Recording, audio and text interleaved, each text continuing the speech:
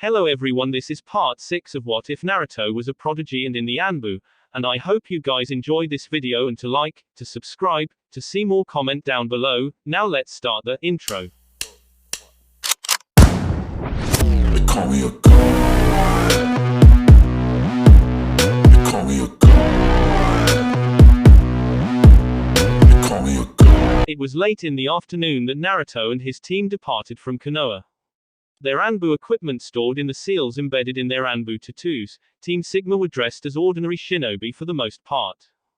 Kage and Komaki wore Jonin vests while Yuka, Daichi and Toa wore Chunin vests. They each had a headband strapped around their forehead. Naruto was the odd one out, as he had technically didn't own a vest despite his ranking. He wore a black shirt with the Uzumaki spiral emblazoned on the front and back and had a basic utility belt strapped around his waist.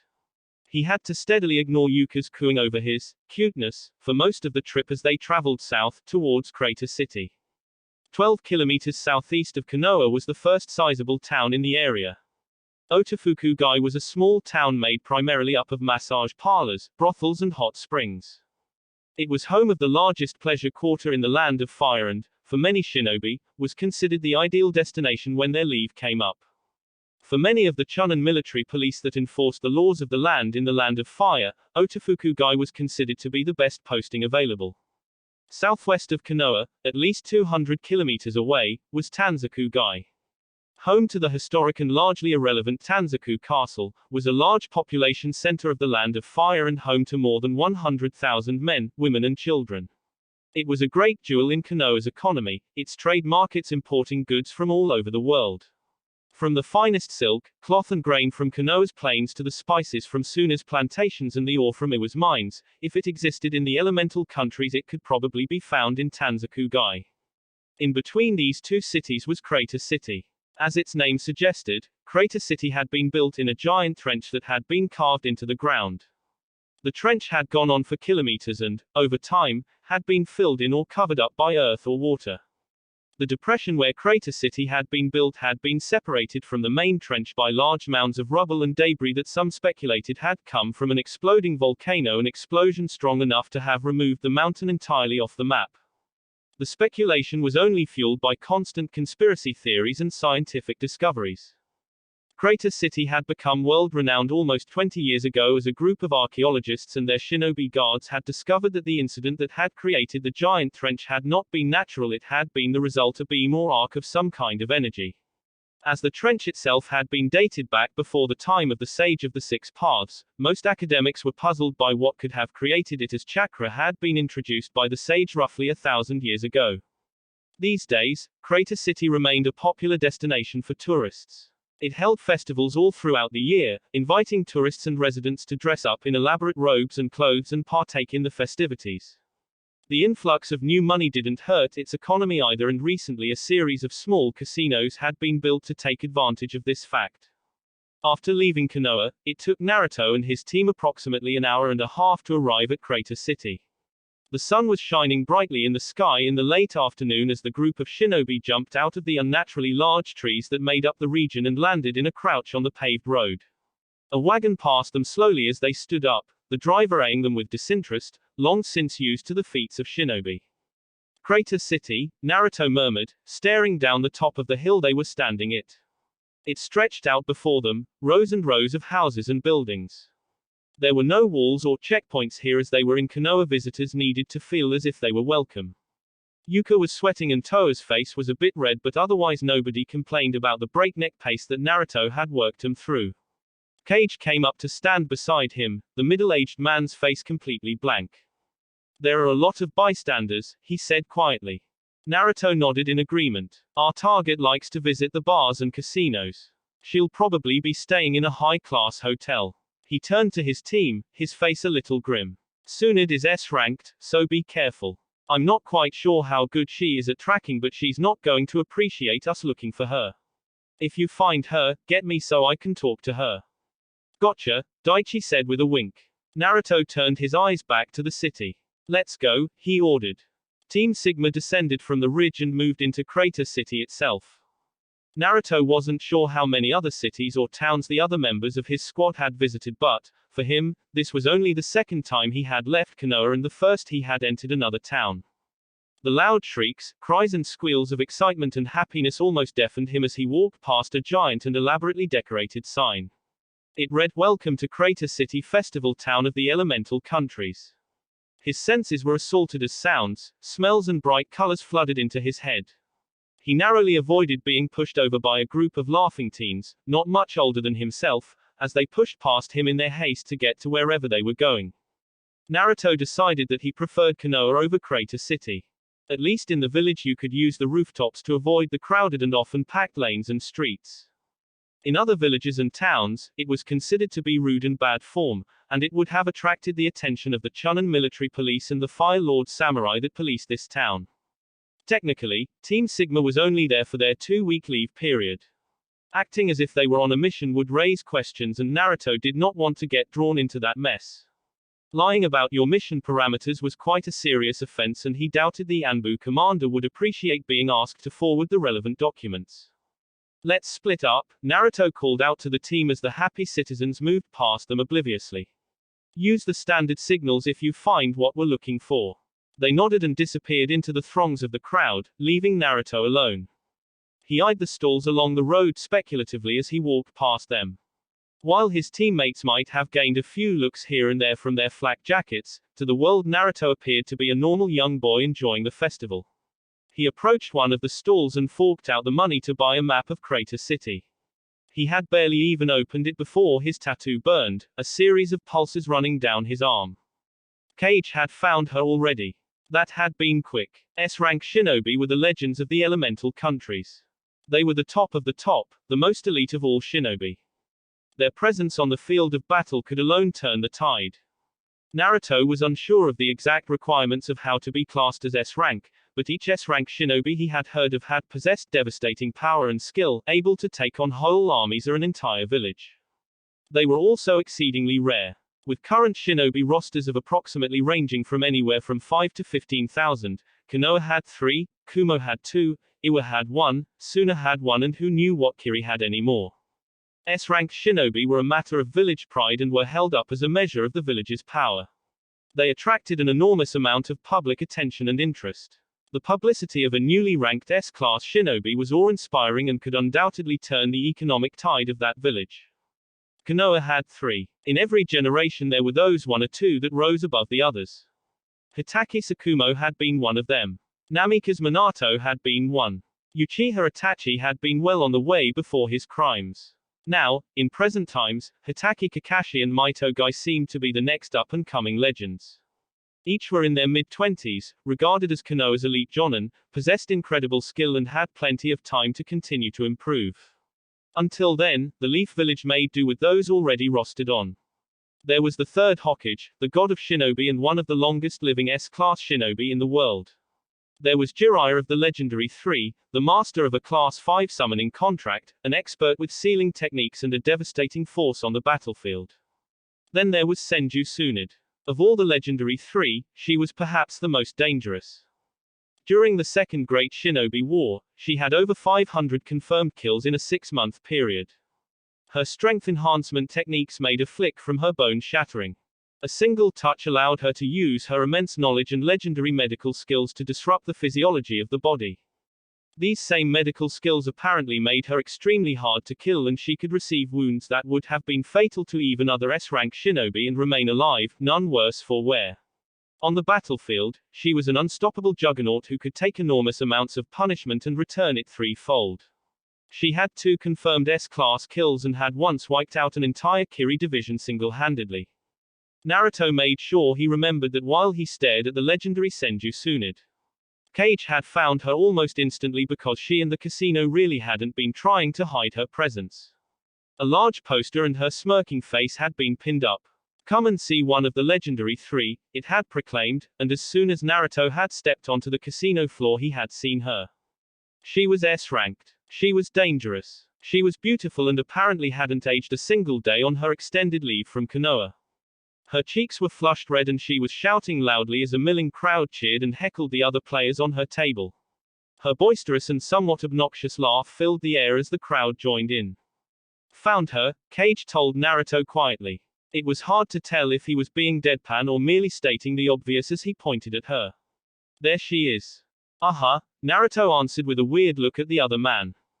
The group moved closer to the hovering crowd, gliding past and sliding through dozens of people until they reached the front. Tsunade was sitting there, laughing unceremoniously as she played a game of cards against 4 other people. She was a fairly tall, light-skinned woman with golden amber eyes and straight blonde hair. Shoulder-length bangs framed both sides of her face and her hair was tied in 2 loose ponytails. She wore dark pants and a light gray blouse. On top of that she wore a green jacket with an intricate symbol for gamble emblazoned on the back. On her forehead was a tattoo of some kind, a small diamond-shaped dot that was barely noticeable. She looked nothing like her age would suggest, appearing somewhere in her 30s with a rather well-exposed cleavage that drew the eyes of many in the crowd. Compared to her, her opponents were barely noticeable. 3 of them were sweating wrecks, gulping nervously as their furtive eyes danced around. They looked like they would rather be anywhere else apart from where they were. The 4th was a well-dressed man, albeit in slightly faded clothes, who carried himself extremely well. His somewhat bored look never faded as Tsunade slammed her hand down on the table, causing her nervous opponents to flinch. 3 of a kind 10s high. She howled. She pumped her fist up. The game's mine. The crowd went wild, howling and hooting, as the last Senju lapped it all up with a brilliant grin. The 3 stammering opponents almost immediately folded while the calm and composed man just gave a slight smile. 3 of a kind, he murmured, his voice somehow cutting through the noise. He straightened and stared unflinchingly at Tsunade. Jack's high. Tsunade's smile faded and the crowd went eerily silent. Her opponent gathered his chips quietly as the crowd seemed hesitant, almost lost. Then, Tsunade roared with laughter and the crowd followed suit, almost with a sense of relief. Naruto watched the laughing Senju carefully as a small, short, balding man approached the table, wringing his hands nervously. He was dressed in a smart red and white vest, which bore the logo of the casino. I'm sorry, Senju-sama, he stuttered and the laughter faded away. But I'm afraid that this table has a minimum betting range and, he ended in a squeak as Tsunade's head shot his way. Really? She said, her amber eyes narrowed. Her fists tightened and the crowd shied away. But, the floor manager hastily interjected. But, as a loyal customer, we're pleased to, offer you these chips as a reward for your patronage. Yes. A loyal customer who's only been here for a week, Tsunade remarked dryly. The floor manager smiled uneasily. Yes. Please, take them, he practically begged, looking like he was wishing hard for the opposite. Tsunade smirked and took the proffered box from the trembling man's hands. She paused, the crowd went still and suddenly she was out of her seat. The game's back on. She roared and the crowd roared and stamped with her. She turned back to the table, only to notice that 3 of her opponents had fled and the 4th was calmly stacking his chips. You're leaving already, Tsunade said in disbelief. She scoffed. At least give me a chance to win back my money. I think I'll take what I can get, Tsunade-sama, the man said evenly. Besides, his eyes flickered towards Naruto. I think you'll have other people interested in playing against you. Tsunade frowned. She turned to the crowd. So, who's game to take me on? She asked with a beautiful smile and a jiggle of her exposed cleavage. Naruto stepped forward before any of the suddenly very willing young men of the crowd could. She stared down at him, her face suddenly blank. Beat it, kid, she snapped. I don't play against people of your age, Naruto suggested as she paused to consider her words. The crowd was silent, watching the spectacle. Or status. Both, Tsunade said after a few moments. Her golden eyes watched him almost warily as he ignored her and sat down at the table. Playing against shinobi tends to make some enemies, not that I'm worried, but I really don't like the fuss it causes when I pound them into the ground. Naruto's team moved to circle around the table as Cage turned to the crowds. This is a private game, he said politely. Please disperse. Their headbands and jackets must have made the point as the crowd dispersed and moved away a trickle at the time. Tsunade closed her eyes, breathing deeply as if trying to restrain her temper, while Naruto merely smiled pleasantly at her. Now that we're alone, he began. Let me say that it's an honor to meet you, Tsunade-sama. Your exploits are legendary. Get on with it, Tsunade grunted. She idly twirled a chip in her hands, watching Naruto lazily. I have things to do. Naruto smiled. Of course, he said pleasantly. Have you heard of what's happened in Konoha recently? Tsunade smiled thinly. A bit, she admitted. She examined her nails as delivered her next words. But I don't really care what happens to that shithole anyhow. Naruto's smile froze. Ah, he said quietly. Is that so? Tsunade watched him with visible amusement while his team formed a perimeter around the table, making sure they were left alone. It wasn't as if they were discussing vital village secrets, but Naruto wanted this conversation to be private. If there's nothing else, Tsunade prompted, bringing the spinning chip down with a loud clack. I have games to play and booze to drink. I have an offer, Naruto said quietly. He reached into his pocket and pulled out a folded piece of paper. He passed it along the table and Tsunade picked it up. Her eyes widened and she glanced at her speculatively. What do you want? Naruto paused. The Hokage is not well, he admitted. He'll get better in time, but I would prefer it if the most renowned medic of all time was looking after him. To help things along, he added. I said I would never step foot in that village again, Tsunade said very quietly. I can't offer you anything else, Naruto said regretfully. I've been working as the Hokage's aide for the last few years, and he's supplied all my equipment and food and housing. The payments for all the missions I did went into that account. There's nothing else. Tsunade stared at the check for a very long time. Then, a tight smile came over her face. You could buy a house in Sector 5 with this. Will you come back, Tsunade-sama? Naruto asked. There was a pleading note in his voice as he stared intently at her. Please. It's only for a little while. Check on his health, make sure he's fine, speed things along and that's it. Tsunade bit her lip. Then, she sighed. Fine, she said irritably. I'll go with you. Naruto beamed at her and she stiffened. Her eyes widened and suddenly she stared at him as if she had seen a ghost. Naruto frowned. Tsunade-sama, he asked worriedly. It's nothing, she replied faintly. Just, she gathered herself. I've got appointments for the rest of the day. Meet me here tomorrow at 9 and we'll leave for Konoha. Thank you, Tsunade-sama, Naruto said gratefully. He stood up and nodded to his team. We'll see you tomorrow. Go away, already, Tsunade commented snidely. She remained at the table, her golden eyes troubled as Team Sigma exited the casino. The street was busy and the sky was beginning to darken as the sun set. Naruto listened idly to the background noise as the team lingered around him. Yuka was practically sending longing gazes to one of the stalls down the street, and that made his decision for him. All right, he said quietly and they all fell silent. We're all on leave here, so let's go have some fun. We'll meet back here tomorrow morning to escort Tsunade-sama back to Konoha. Until then, you're dismissed.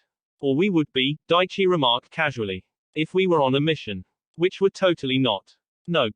Yuka said with a grin. Our activities are indeed clandestine, Kage offered tonelessly. Toa and Komaki exchanged looks, the former rolling his eyes and the latter nodding her head in agreement. Kage didn't seem to notice or care and, without another word, wandered off into the crowd. He disappeared amidst the throngs of people and was out of sight in seconds. That's recon for you, Toa muttered under his breath. Then he winced as Daichi none too subtly jabbed him in the ribs. Hey, man, that was uncalled for. I'm recon too, you combat grunt. Daichi snapped with a huff. With his Byakugan, his over-the-top hurt expression made him look almost feminine. Or, Yuka squealed. She hugged Daichi from behind. There, little boy. Let's leave the meanie here and go and have some fun. Do you wanna go on a ride? Huh, do you? I do, Daichi responded petulantly. A childish expression crossed his face and he folded his arms. And I want ice cream. 2 scoops, Yuka agreed as she waved to Naruto and the others and began to walk away. I want 3. Daichi was relentless. You get 2. Yuka scolded. Poopy head. Idiots, Komaki murmured fondly, shaking her head. She gave Naruto a sidelong glance. Did you want some company, Captain? Naruto noticed Toa twitch and the expectant tension running through his body and shook his head. I'm sure you two can find something to do, he said. Komaki nodded and Toa grinned. Just don't kill each other. Or fight. Or cause any property damage. Who do you think we are? Ow, ow, ow, ow. Toa cried out as Komaki grabbed his ear. Come on, moron, she grumbled. You owe me a new painting and I thought I saw a stall down here that had something I liked. What? That was a painting. It looked like a toddler's finger painting. It's called art, dickhead. Naruto watched the last of his team disappear into the crowd with a truly befuddled look on his face. Although they had been through a lot together, this was just a reminder that he really hadn't known them and their eccentricities that long. He shook his head and gazed up and down the street, suddenly feeling a little nervous. He had never really been to a festival before, and he had never been by himself in his time off. In Konoha, even when he had been granted the minimum required leave, he had used to it to continue his training or catch up on chores in the Hokage's residence. Now, with the sun setting and the candles and lights beginning to brighten the town, Naruto found that he was in a completely new situation and he had no idea what to do. Huh, he said out loud, to nobody in particular. He began to walk down the streets, gliding past the milling crowds as they laughed and chatted to each other. It was almost like training, as he ducked and weaved around elbows and knees, doing his best not to get clipped. He watched the stalls, his eyes wide as he took in the new scents, sounds and sights. One of the stalls caught his attention and he looked as a man with a round stomach and chubby cheeks cried out to the crowd. And now, watch this modern-day miracle. The man boomed. He gestured down to the table, where there were two large, thick dull-grade metal rods. They stood apart, attached by a single loop of wire at the base while the man held two ends of some more wire in his hands. The man gestured at his assistant, who reached into his sack and pulled out a lemon. Naruto cocked his head, looking as puzzled as many others in the crowd, as the assistant put the lemon in the table. And we insert the wire into the lemon, and the man trailed off as it stuck the two ends of the wire into the lemon. Almost instantly, arcs of lightning started to bounce off the iron rods. Naruto gaped, astonished, and reached out with his senses. There was no chakra at all. The electricity sparked and arced off the rods as the man invited a brave-looking boy to come and touch it. The boy, grinning to his friends, leaned over and slowly raised a finger. He moved it closer and closer to the sparkling rods until there was a snap, and a hiss, and the boy jerked back with a yell. He put his finger in his mouth as the crowd roared with laughter, unaware that his hair was now standing completely on end. Naruto watched that for a little while and then moved on. There were so many different things that he had never seen before. One of the stalls had a very realistic model of a volcano spewing out reddish-yellow foam from the top. Another had set up dozens of plates on wooden rods and was spinning them without using chakra. There was food from all over the world, from the spicy thick-breaded wraps from Suna, the delicious sorbet from Kumo, Iwa's infamous pasta recipes and Kiri's delicious sugary sweets. In one area, there were animals that Naruto had never seen before, weird-looking creatures with gray skin and thick white tusks.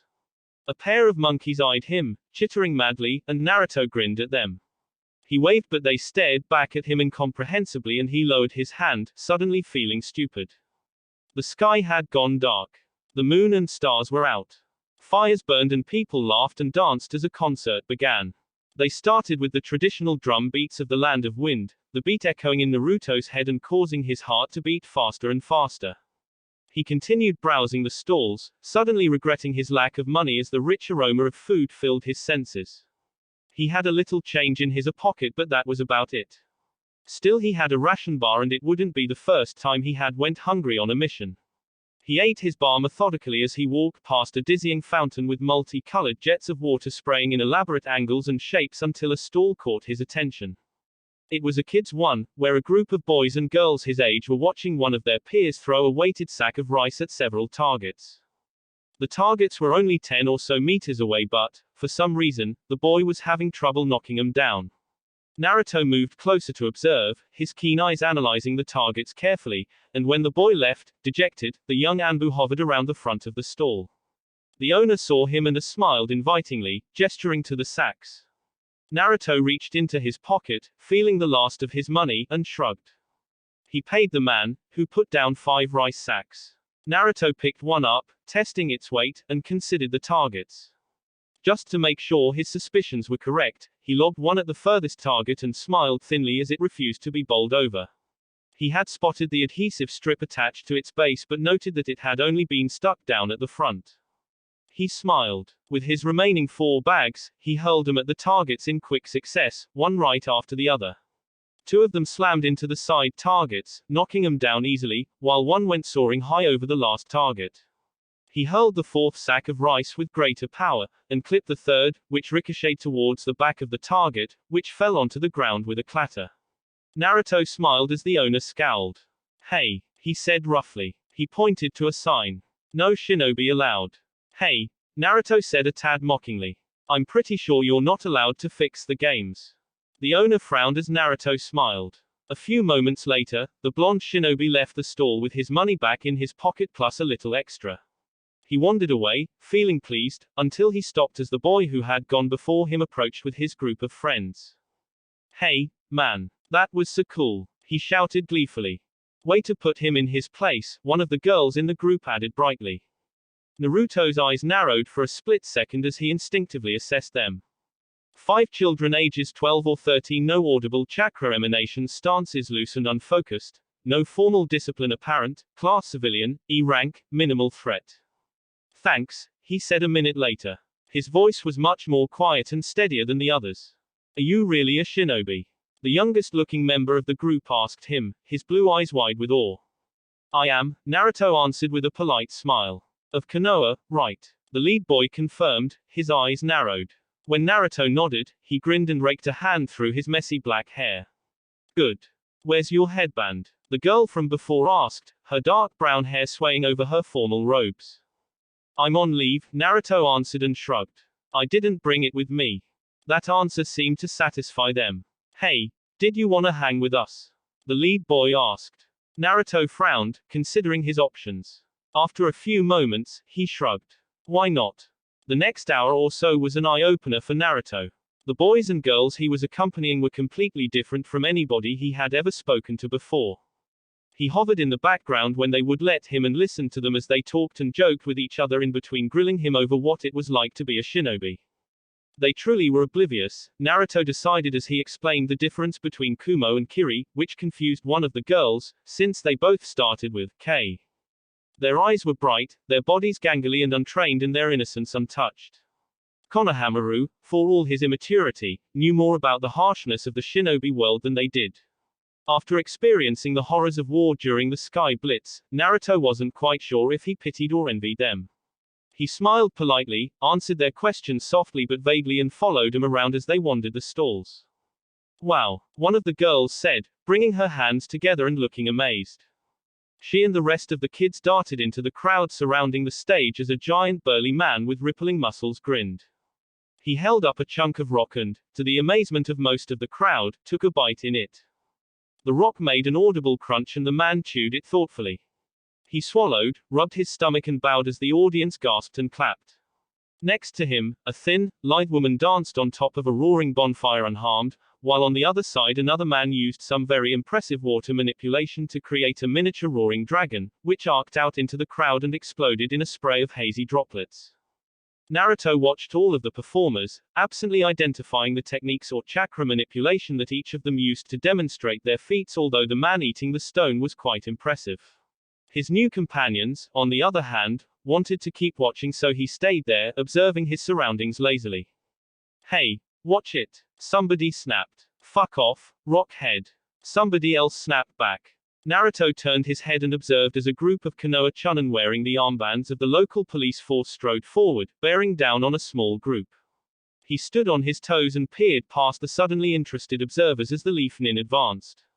Their targets seemed to be a small, dimple-faced boy and a thin, pasty man dressed in fine robes. Surrounding them was a standard Iwa C-rank squad, 4 young genin, none past 15, and 2 experienced chunin. We have our papers right here, one of the chunin said calmly as the young noble shrunk back from the somewhat hostile glares of the police. The lead Konoha chunin, a man in his late 30s with a nasty scar carved into his face, only glanced at them briefly before passing them to his subordinate. These look like counterfeit papers to me, he said grimly. He cracked his knuckles. We might have to take you in for some questioning. Do you really have to do this? The chunin asked with a sigh. We're just a protection squad for our client. We're allowed to be here. You're allowed to be where I say you can be. The Leaf Nin growled. Naruto was frowning. Hey, fuck off, tree hugger. One of the Iwa genin suddenly burst. It was short, mean-faced girl with a crooked nose. She bared her teeth at Chunin, unafraid. You've got nothing to keep us here. What did you say, you little rockhead? The Chunin growled. He advanced and suddenly metal flashed as weapons were drawn. Stand down, the Iwa Chunin barked loudly. He turned to his leaf counterpart with an apologetic face and stepped forward. I'm sorry for. He didn't get that far as two of the police members jumped on him, wrestling down and wrapping wire around his wrists amidst the cries of his team. The mean-faced girl yelled and darted forward, her kunai raised. The lead Chunin snarled, his own weapon rising as he leapt forward to meet the girl. And suddenly Naruto was there, two kunai in his hand as he blocked both blows. Sparks flew as metal grated on metal and, with a flash of chakra-enhanced strength, the unmasked Anbu pushed both fighters away from each other and towards their respective teams. Naruto, his face grim, concentrated for a brief second. He manipulated his chakra, much like he did when he performed his collaborative techniques, and folded itself back on itself in a cyclic loop. The resulting density exploded from his tenketsu and suddenly the street was covered in deep, heavy pressure that weighed down on both sides, causing them to freeze. Stand down, ordered Naruto, his eyes cold and his face blank. The leaf nin had frozen, unused to such potent chakra, and the lead Chunin growled. I'm in charge here, he snapped, shrugging off the pressure with apparent ease, displaying a skill or ability level not usually seen in such a policing role. Naruto rolled up his sleeve, displaying his tattoo. It flared with a bright green light as Naruto identified himself as a friendly Anbu agent. No, he disagreed. I said, stand down. The two leaf nin jumped off the Iwa Chunin and backed away, while their leader looked murderous. Weapons were sheathed as the Iwa team leader got to his feet, motioning for his team to stand down as well. When both sides looked like they weren't about to kill each other, Naruto released the pressure on the street and straightened up. Papers, was all he said, gesturing at one of the leaf nin. The man silently handed him the papers and Naruto took the time to carefully identify them. It was just as the Iwa nin had said, it was just a routine protection squad for the son and attendant of a minor noble. He folded them up and approached the Iwa squad. Here, he said, giving them back to the leader. These look like they're all in order. Thank you, the Iwa Chunin said. He sighed, rubbing his mouth. I'm sorry for the commotion. Akane has a temper and your comrades didn't help. I'm sorry for the inconvenience, Naruto apologized as well. Enjoy your stay in the land of fire. He turned and approached the Chunin police squad, his eyes narrowed. The leader stared back at him boldly while his subordinates squirmed on their feet. What do you think you were doing? He asked quietly. My job, the leader snapped. His scar stretched painfully across his face as he glowered at the Iwa squad, who were conferring quietly with their client. We've got to be really careful around those Iwa nin. He rubbed his scar absently. They're tricky bastards. Take your grudge somewhere else. Naruto snapped back, his annoyance rising. He jabbed the man in the chest and took pleasure in how he recoiled. It's idiots like you who start the wars. We thrashed them the last time, the scarred man said. His voice rose, carrying over to the Iwa squad. The yellow flash tore those rock heads apart, one by one. It's just a pity he didn't finish the job. Naruto closed his eyes in exasperation. When he opened them, they were hard. With a sudden flash of movement, he lashed out at his own comrade. Chakra flared and lightning sparked on his hand as Naruto jabbed the man in the throat with two fingers, sending a powerful electrical pulse through the unsuspecting Chunin. He gurgled and fell to his knees, his limbs shaking. Take him back to your station, he informed the other members of the squad. He's off duty until he's been reviewed.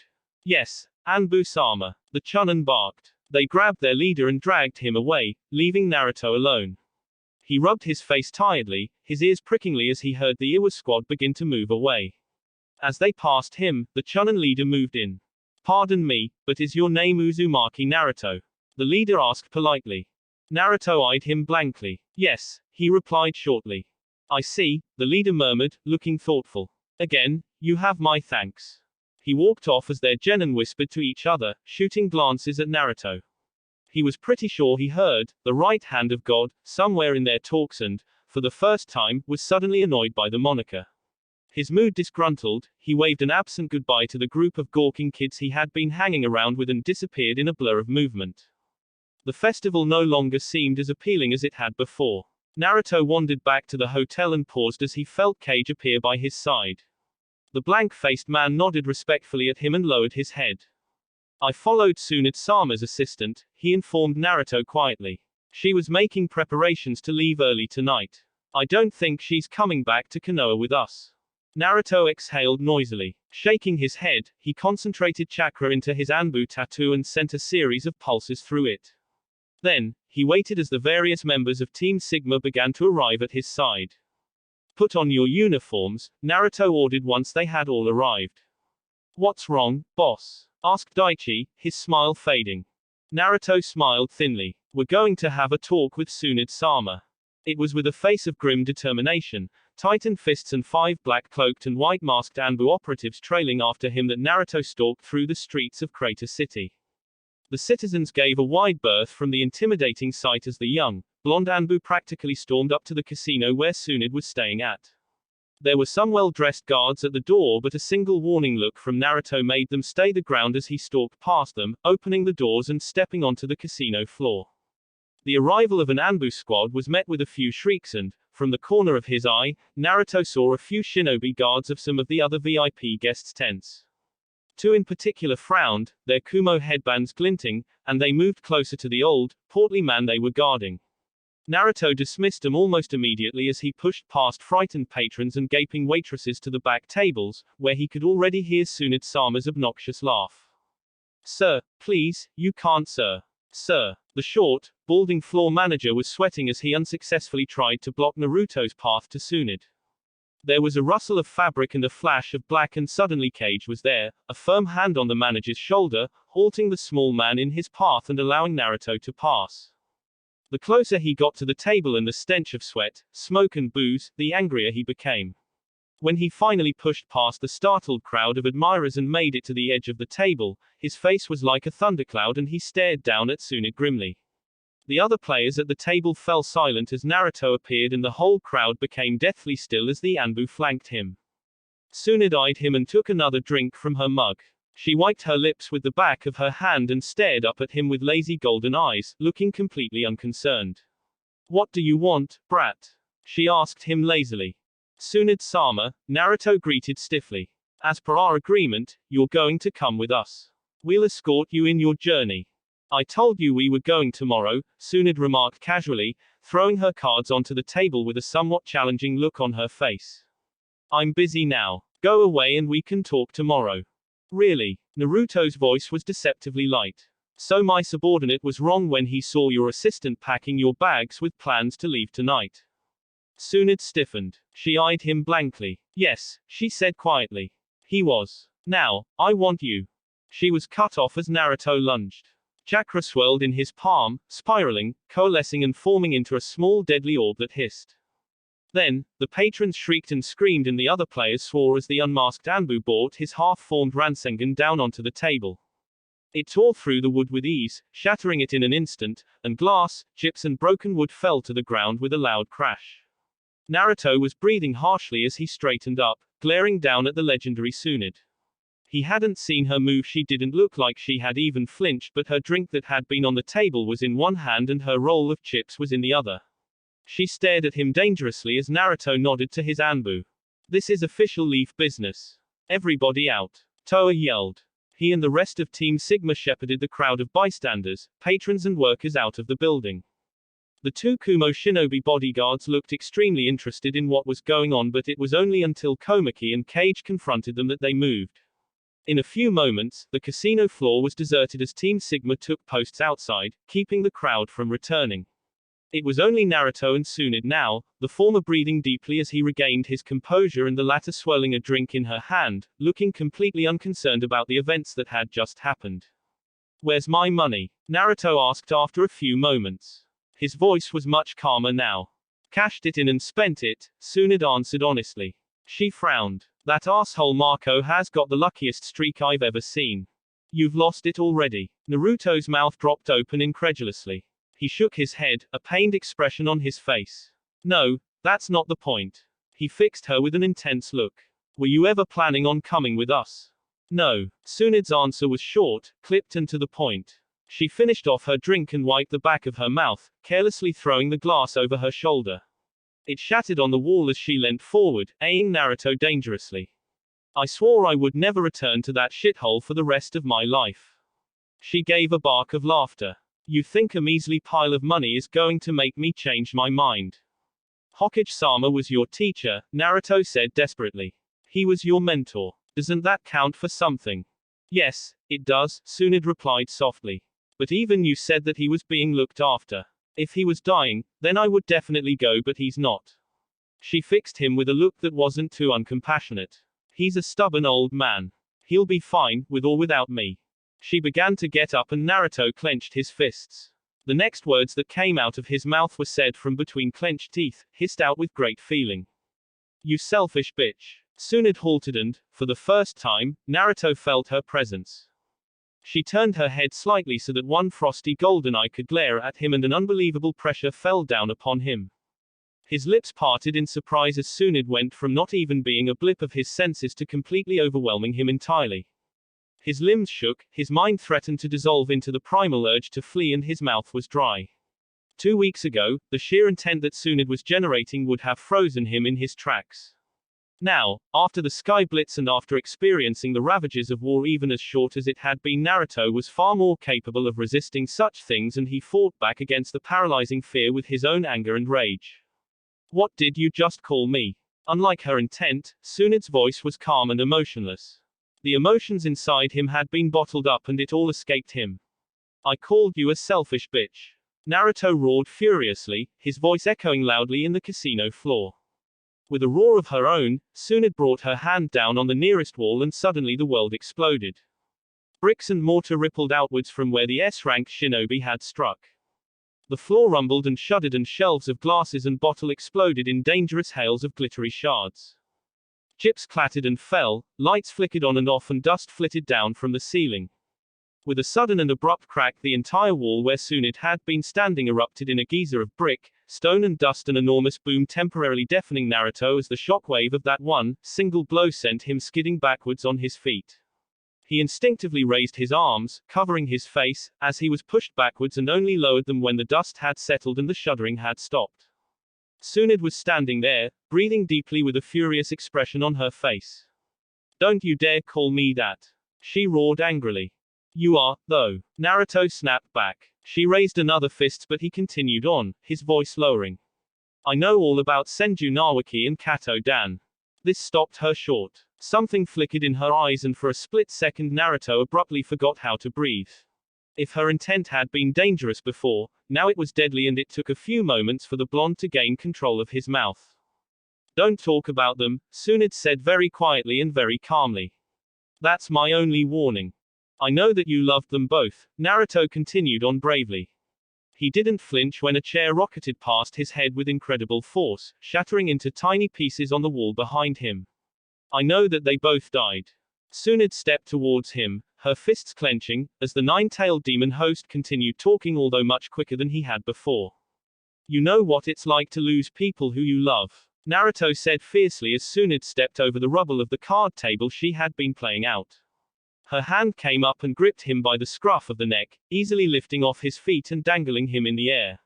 You know that pain of being alone, of being unloved, of having. He was cut off as Tsunade clamped down on his throat with her other hand. His hands desperately came up to grab at his throat, trying in vain to pry her strong, vice-like fingers off of him. His words continued to come, gurgled and managed as they were. That's why, you selfish bitch. He gasped out. Her fingers tightened and Naruto felt his head light, his eyes feeling as if they wanted to roll into the back of his skull and his lungs beginning to burn.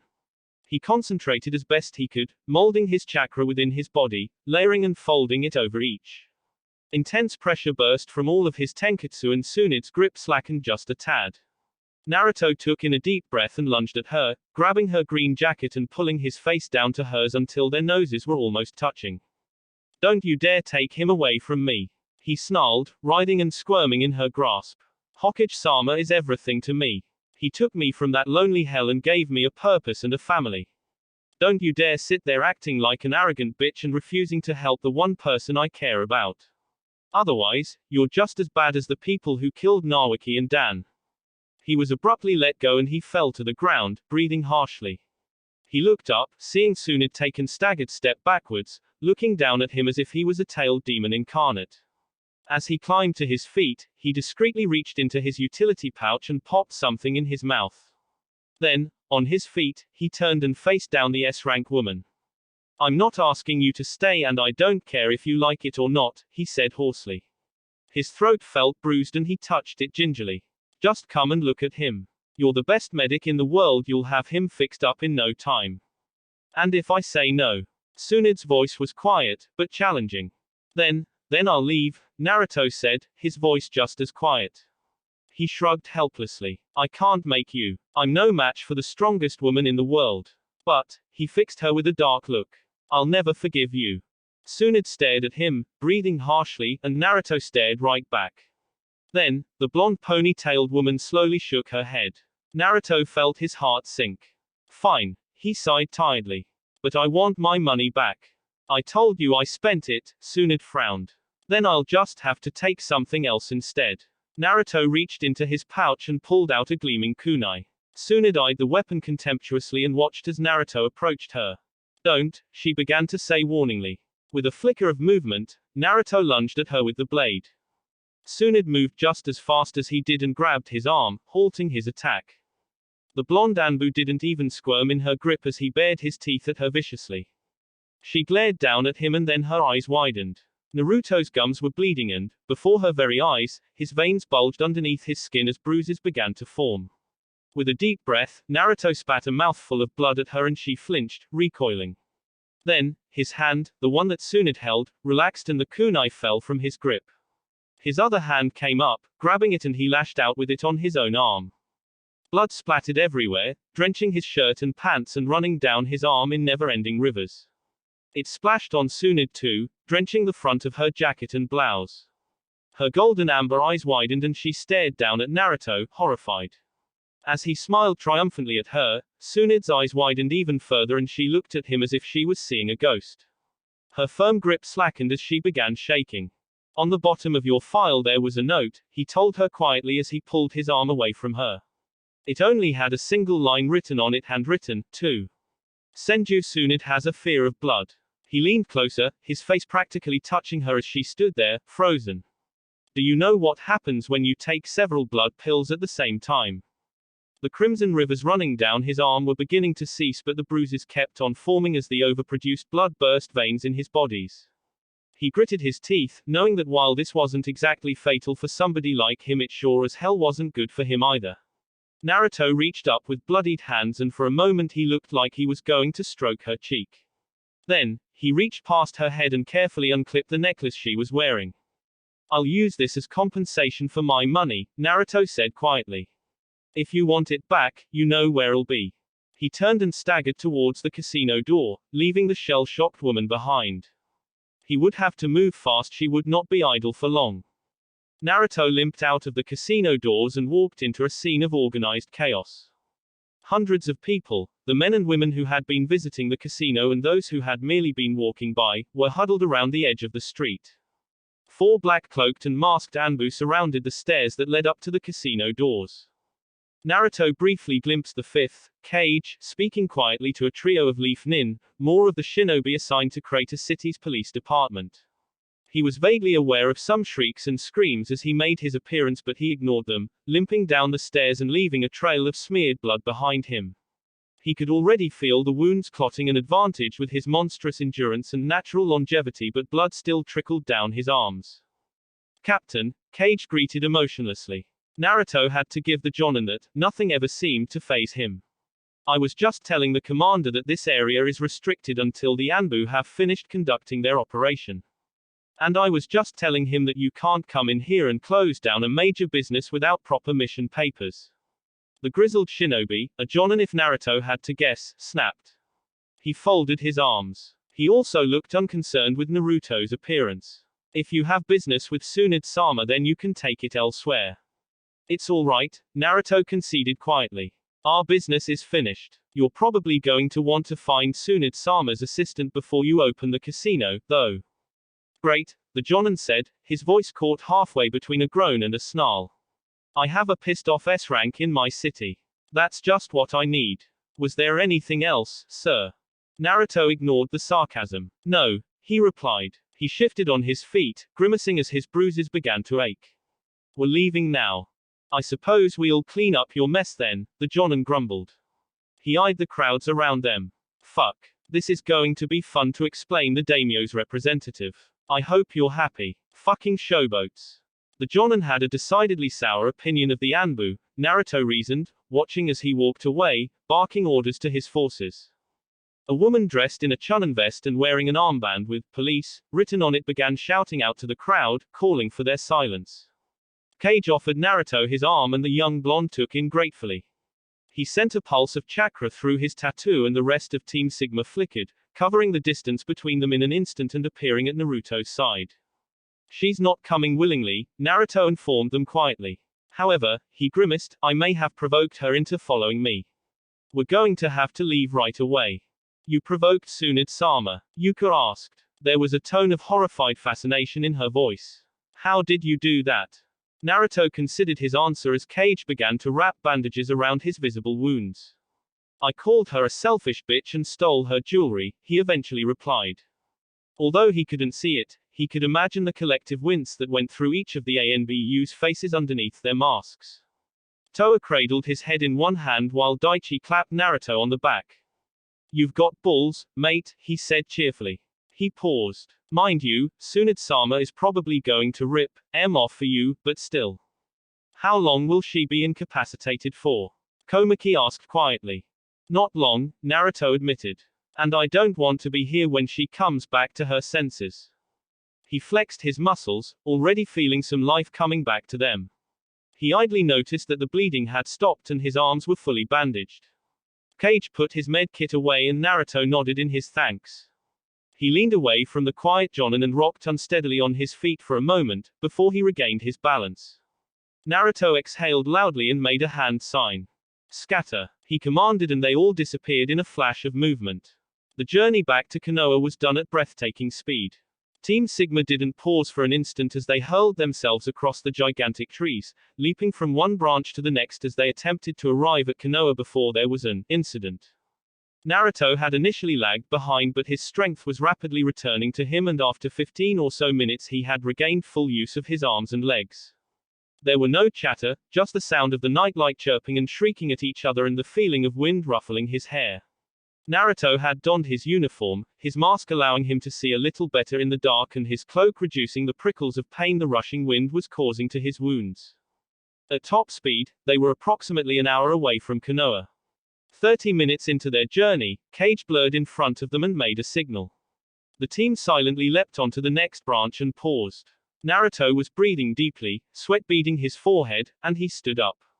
Kage was staring past them, his mask gleaming in the moonlight. His hands flashed. Contact, 15 clicks, 1 shinobi incoming, pursuit vector. Outrun. Negative. Hostile. It's her. Naruto's voice broke the silence. He clenched his fists, the pit of his stomach twisting. He could image the look on her face as she chased after them. I thought she would take longer. Orders, Captain. Komaki asked quietly. Naruto took a deep breath. Go back to Konoha. There's no reason why you should get beaten up because of something I did. Remember, this wasn't an official mission and she is an ally. He turned to where Tsunade was approaching from, his determination rising. I'll speak to her. Maybe I can reason with her. Maybe she wouldn't squash him flat the first instance she saw him. Naruto could only hope. The squad considered his words, their faces and emotions hidden to their leader. I'm not leaving, Toa remarked casually. He was bouncing up and down on his knees, clearly preparing himself for an upcoming fight. Sorry, boss. Not my style. I've always wanted to see Tsunade-sama in battle, Komaki added. He could hear the expectant grin on her face. I never really thought I'd be the one on the other side of her fists, but at least Toa's gonna get smacked down too. Bitch. Toa's reply was instant. Daichi sighed. Ah well, he remarked easily. We live together, we die together, right? She's not going to kill us, Yuka rebuked. She considered her words. Well, how much did you piss her off again, Captain? Enough, Naruto answered grimly. Awesome, Yuka deadpanned. She reached over and thumped him lightly on the shoulder. Seriously, did you think we'd leave you here alone? Captain Cutie needs to know his squad a little better. While the rest of the team were murmuring to each other, Cage was busy unsheathing a dull black blade. Naruto stared at it, noting its straight edge and curved tip. As if he had felt Naruto's gaze, Cage looked up at him, two glowing white lights gleaming brightly from underneath the darkness-shrouded hood. "I will take point," he said quietly. "If she proves to be hostile, we will restrain and subdue her until proper reinforcements arrive." There was something stirring in his heart, and the young, blonde Anbu felt his eyes slightly burning. He blushed underneath his mask, embarrassed, and looked away as the men and women around him prepared to face an S-rank shinobi, who was more than likely hell-bent on pounding him into the ground, on his behalf. He grinned, feeling a strong affection for each of the other Anbu members. "Here she comes," Cage suddenly murmured. His hands flashed. One click. Team Sigma instantly stilled. Fingers blurred and danced in the moonlight, and then the Anbu squad broke apart. Daichi moved into formation around Cage as the two were designated the close combat fighters. Komaki and Toa took the tree, slinking in the shadows to provide short mid-range combat support, while Naruto and Yuka darted even higher up long-range genjutsu and ninjutsu support. There was an unspoken agreement to keep Naruto as far away from Tsunade as possible. As soon as the Anbu team was in position, a streak of yellow and black blurred into the clearing beneath them as Naruto's shadow clone waited for Tsunade to arrive. Perhaps there was still time to talk. The moon was blocked out and Naruto looked up. His eyes widened and he gaped as a tree branch as thick as he was tall and 5 times his length shot towards the ground. It slammed into the forest floor and the ground rumbled and cracked. The trees shuddered and the leaves rustled madly from the shockwave as Naruto's shadow clone was instantly destroyed. A terrible pressure came down on the clearing as Senju Tsunade dropped into it, landing on one knee and slowing rising to her feet. Her golden eyes were wild and her face was twisted into a furious scowl. She did not look like she was in the mood for talking. Cage had apparently come to that conclusion because the air around the Sannon swirled and morphed and suddenly dozens of loud, crying crows had surrounded her. At the same time, Cage darted forward, his dull black blade and Anbu cloak fading into the light with the dark, gleaming feathers of the crows. It was an excellent technique, performed extremely well, and the Jonin had barely made a noise. In a single second, Tsunade had countered it. Her right hand swiped through the air and rippling wave of force shot through the clearing. Branches rocked and leaves rustled loudly as the blonde-haired woman dispelled the crows in an instant. Her left hand lashed out and she gripped Cage's blade, halting his progress with ease. Then, her right hand came down and jabbed him in the stomach. Cage froze and promptly exploded in a cloud of smoke. Tsunade straightened. Her face was a mask of controlled fury as she casually sidestepped, avoiding a searing bolt of scarlet power. Toa had activated his seal, creating a makeshift crossbow, and he fired down at her repeatedly. Tsunade avoided 5 shots in the span of 2 seconds, then raised her hand and backhanded the next bolt away. It sizzled through the air and Komaki blurred away, driven away from her attack. Tsunade raised a leg and stamped it. The ground exploded in waves of cascading dirt and Naruto stumbled on the branch he was standing on, his hand signs failing. A moment later, a clump of dirt came rocketing at Toa and crashed into him. Wind style, wind bullet. Naruto took a deep breath, concentrating the elemental chakra around the tenketsu near his throat, and he spat out a salvo of small, whirring spheres of compressed air. They raced through the air, impacting all around the woman in the green jacket. The ground exploded with geysers of dirt and shrubs shooting up into the air, but it somehow missed her completely. At the same time, Daichi and Cage had regrouped and Komaki was hurling a barrage of glinting senbon at the Sannon's vital points. Tsunade merely looked frustrated and she brandished her arms through the air. There was a sudden silence and then the wind howled as the very force of her movements creating a swirling maelstrom around her. The senbon scattered and then Tsunade was in Daichi's face. To his credit, the Hyuga immediately jabbed at her, lunging for her tenketsu, but he missed as she somehow pushed past his defenses and ran a single finger across his chest. Daichi jerked, freezing in the spot, and crumpled to the ground. Cage was there a second later, swiping at her with his blade, and for a few moments the two engaged in close combat. Cage was skilled, almost incredibly so. His movements were simple, designed to inflict maximum damage with single debilitating blows. His blade swished through the air, clanging and denting as Tsunade blocked him again and again with a single finger. After a few moments, she managed to grab his blade and Cage jerked. Tsunade's smirk was dangerous as she brought her finger down on the blade and it shattered. In a quick follow-up movement, Tsunade did the same to him as she had to Daichi, causing him to fall silently to the ground. She disappeared in a flicker of movement, leaving no openings for Naruto's ninjutsu and seemingly unconcerned with Yuka's sense-altering illusions. There was a loud crash and suddenly Komaki came flying through the trees. The Jonin tried to stagger back to her feet but Tsunade was there. Her blonde ponytail swayed in the wind as she raised her hand and Komaki was on the end of one of the Sanon's flicks. What was usually a minor annoyance came out with tremendous force, slamming her into the ground.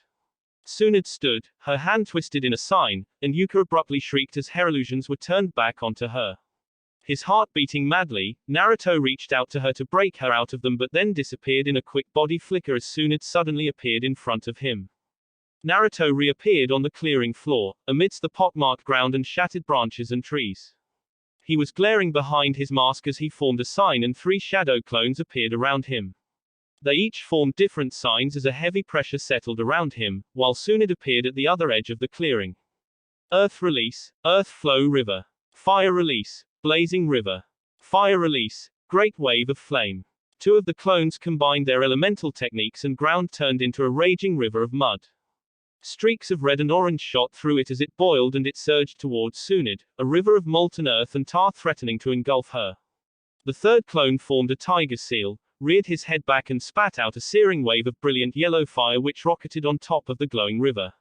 Nearby trees and plants caught fire and smoke billowed out into the air.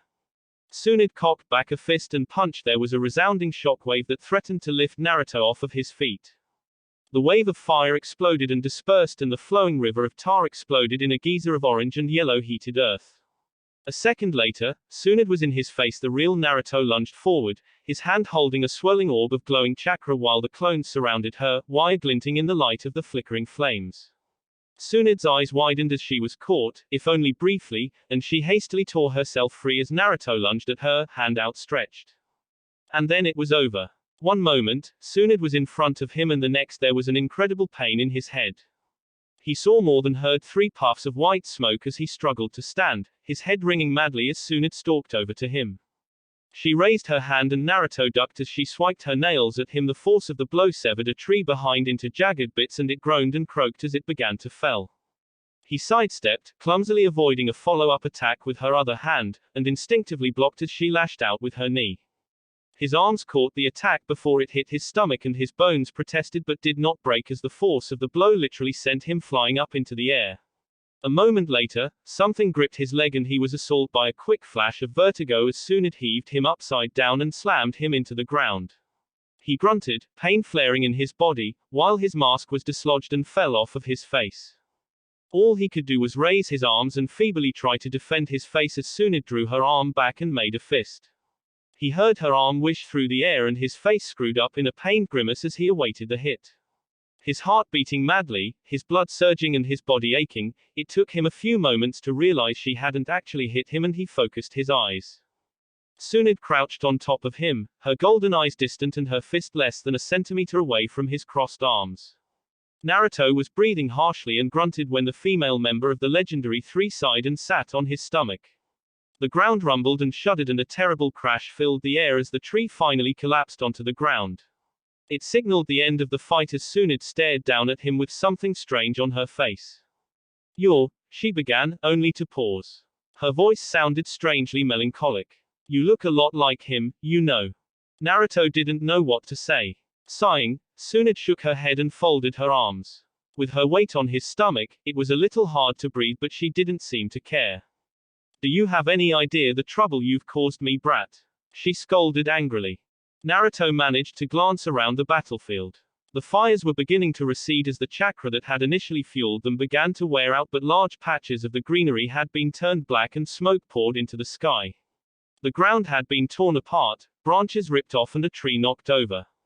I can see, he replied blankly, coughing. She bent down until her face was right in front of his, unintentionally pushing more pressure on his stomach. Where's my necklace? She asked with a dangerous whisper. Around, Naruto wheezed. Around my neck. Tsunade jerked back as if he had struck her. You idiot. She hissed. She fingers scrabbled around his neck, trying to find the necklace. Take it off. Take it off before it kills you. What? Naruto managed. Tsunade froze. That necklace, she began, has killed everybody it's touched. My brother wore it for a day before he was killed. My boyfriend wore it for a week before he was killed. It's cursed. If you wear it, it's going to kill you. Naruto managed a gurgling laugh. Bullshit. He scoffed, ignoring her look. That's the first Hokage's necklace. And he died too. Tsunade's voice rose, shaking with emotion. She seemed genuinely scared for him. He died wearing it, just like everybody else. Or, Naruto coughed, or it protected him long enough to fulfill his dreams. Tsunade jerked back as Naruto smiled. The first Hokage created the village. He stood up to Uchiha Madara and died fighting in the first Great Shinobi War. Maybe the necklace protected him just long enough so that his dreams would be protected. Tsunade was shaking. Give me the necklace. She growled. No. Naruto was defiant. She gripped his collar, squeezing down on it. I said, give it to me. She roared into his face.